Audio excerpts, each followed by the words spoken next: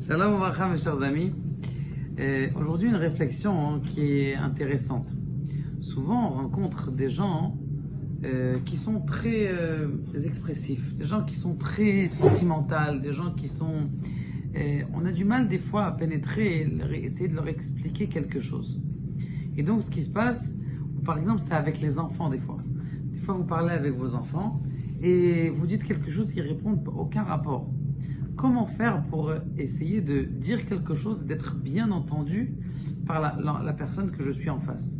Ça arrive même au point de vue intellectuel, ça arrive que quelqu'un il a un niveau d'intellectualité un niveau intellectuel plus que quelqu'un d'autre. Et donc du coup il perd pas, même ça arrive des fois dans les couples. Des fois le mari il est plus intellectuel que la femme ou la femme est plus intellectuelle. Des fois ils n'ont pas le même niveau. Comment faire pour pouvoir rentrer dans le monde de l'autre?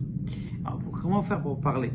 Rabbi Nachman amène un beau machal extraordinaire. Il y avait une fois, on l'a appelé, il a dit: écoute, monsieur Rabbi Nachman, on a un grand problème. Eh bien, on a un enfant qui se prend pour un coq, une poule. Et ce coq-poule là, il est sous la table, il est tout nu et il picore du gras. On a amené tous les psychologues, psychiatres.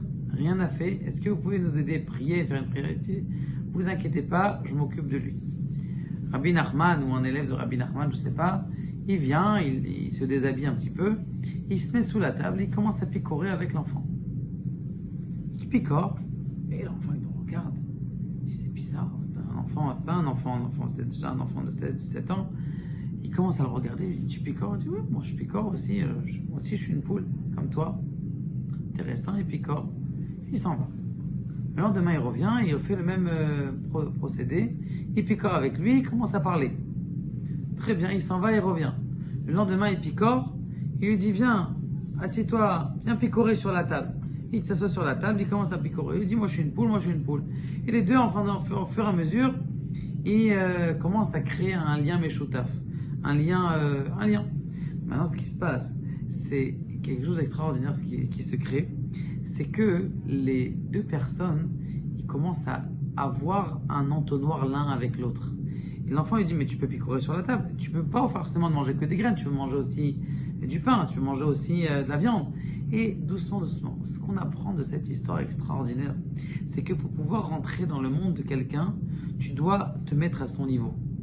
Une fois que tu t'es mis dans son niveau, tu peux lui enseigner, lui apprendre tout ce que tu veux.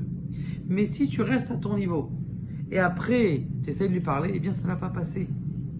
Donc, il faut se rabaisser, se rentrer. Par exemple, vous savez que vous avez un enfant qui aime les voitures. Et vous êtes l'Omet Torah. Tu sais ce que tu fais? Tu lui parles de voiture. À la fin, il va parler de voiture avec toi. Mais quand tu vas lui parler de Torah, il va venir avec toi dans la Torah. Mais si tu lui dis: non, je ne veux pas parler de voiture maintenant, eh bien, ce qui va se passer, c'est que, tout simplement, il va bloquer et il va rester dans sa voiture. Qu'Akadosh Baruch Hu vous aide et nous aide à avoir des bons enfants.